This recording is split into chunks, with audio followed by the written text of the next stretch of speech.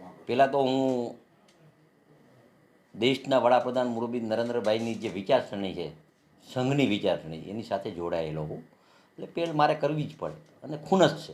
અને ત્યારે પણ હું ધારાસભ્ય હતો, ગોધરા પણ હું ગયો હતો, નજરે પણ જોયું હતું. જોયા પછી દુઃખે ઘણું હતું. અને ત્યારે આ રાજ્યના મુખ્યમંત્રી બહુ દુઃખી હતા. હું નજીકથી બેઠો હતો, બહુ દુઃખી હતા ગૃહમંત્રી રાજ્યના મુખી. અને જે સાચી વાત મૂકવાની જો પિક્ચર દ્વારા જો મુકાતી હોય અને જો અમે સંઘના સેમ તરીકે પહેલ ન કરી તો મને એવું લાગે કે અમારા જેવા નગુણા કોઈ ન કહેવાય. આજે મોરબીમાં 600 જેને કાર્યકર્તાને જેને આવવું હોય 600 જણાની અમે આ પિક્ચર દેખાડવાના હી. પછી 600 દેખાડ્યા પછી બધાને એમ લાગશે કે બરાબર છે અને છતાં હે તો બીજી વારે દેખાડશી. અને આ રાજ્યના મુખ્યમંત્રી માફ કર્યો એટલે એનો આભાર માનું.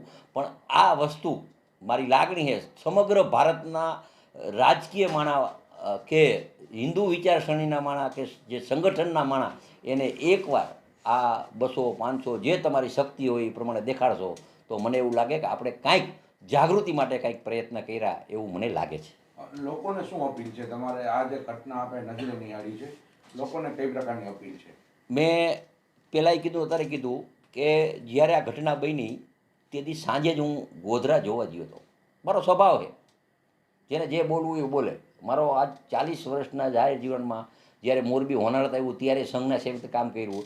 કાંઈક આફત આવે, હિન્દુ ઉપર આફત આવે તો પહેલ કરવાનો મને મારો વિચાર હોય. એટલે હું સ્થળ ઉપર જોવા ગયો હતો કે આપણે રીંગણું જેમ આપણે ભઠ્ઠામાં નાખીને જે બળી જાય એમ આપણા હિન્દુના ભાઈઓ બળી ગયા હતા વાઘ ગુના માટે. તે જોયા પછી મને તો ઘણો રંજ લાગ્યો. અને આજે જે પિક્ચર બનાવ્યું એને હું જેને બનાવ્યું એને અભિનંદન દઉં કે તમે જે હકીકત છે એ હકીકત જ મૂકી છે. પિક્ચરમાં કોઈ સ્ટોરી નથી હાલતી. પિક્ચર જે હકીકત મૂકી છે એની હકીકત દેશના તમામ હિન્દુને જોવું પડે અને બીજાને પણ જોવે, બીજા જોવે હિન્દુ સિવાયના.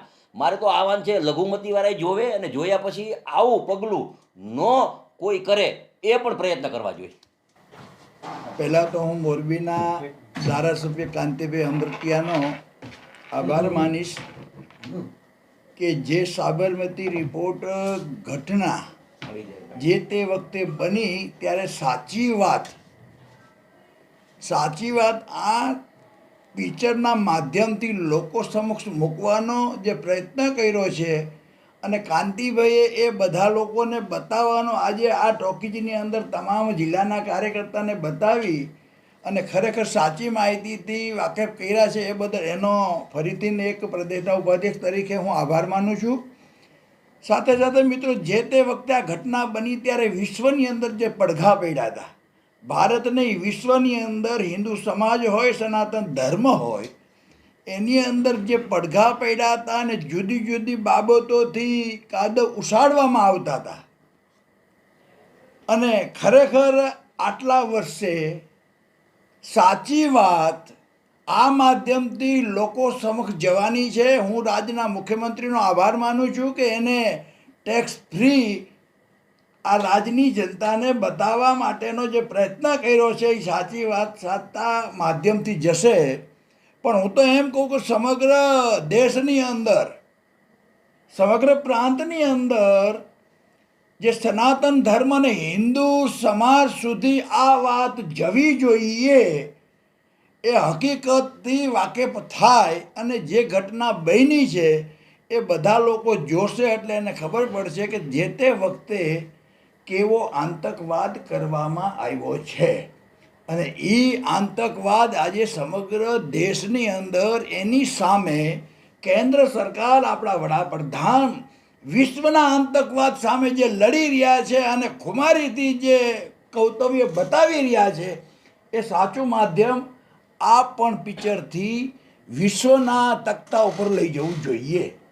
આજરોજ મોરબી શહેરમાં ભારતીય જનતા પાર્ટીના તમામ ચૂંટાયેલા કાઉન્સિલરો, હોદ્દેદારો, પ્રદેશના હોદ્દેદારો, ધારાસભ્ય શ્રી કાંતિભાઈ, પ્રદેશના જયંતિભાઈ કવાડિયા સાહેબ, આજે કારણ કે મૂવી રહ્યું ને એ કોઈ પણ વાસ્તવિક દેખાડવાનું એક માધ્યમ હોય છે અને એ માધ્યમ આપણે જોયેલું છે. આના પણ પહેલાં પણ આપણી કેરલા સ્ટોરી કે જે આપણી દીકરી ઉપર અત્યાચાર થયો હોય એ કેરલા સ્ટોરીના માધ્યમથી ઘર ઘર લગીને પહોંચાડ્યું હતું. એ જ રીતે આપણો સાબરમતી રિપોર્ટ જે આપણા વાસ્તવિકતા પહોંચાડવાનું જો કોઈ માધ્યમ હોય તો તે પિક્ચર છે.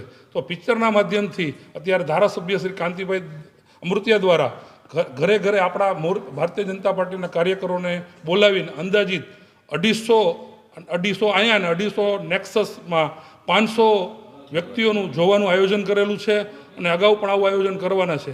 આભાર.